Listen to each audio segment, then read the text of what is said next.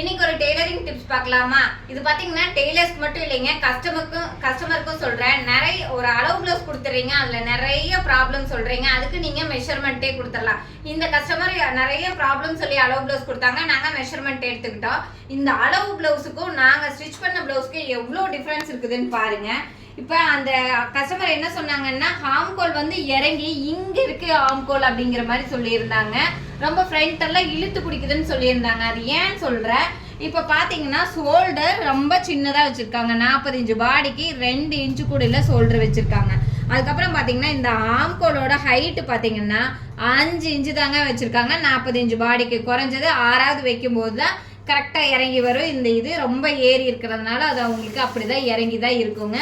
அடுத்தது பார்த்தீங்கன்னா ஃப்ரண்ட், இது எதுக்கு இவ்வளோ கேப் பாருங்களேன். ஃப்ரண்ட்டுக்கு இவ்வளோ கேப் வச்சுருக்காங்க. இப்போ அதாவது ஏன் ஃப்ரண்ட்டில் ஒரு 1/2 இன்ச் 1 இன்ச் வந்து பேக்கை விட ஃப்ரண்ட் கம்மியாக வைக்கிறாங்க அப்படின்னா, ஜஸ்ட் இல்லை ரொம்ப லீனாக இருக்கிறாங்க அப்படிங்கிறவங்களுக்கு வைக்கலாம். அவங்க 40 இன்ச் பாடி இருக்கிறவங்களுக்கு இவ்வளோ வேண்டியதே இல்லை, நம்ம அதுக்கு இவ்வளோ வைக்கவே வேண்டியதில்லை. இப்போ நாங்கள் இதை வந்து மெஷர்மெண்ட் எடுத்து ஸ்டிச் பண்ணி வச்சுருக்கோம்.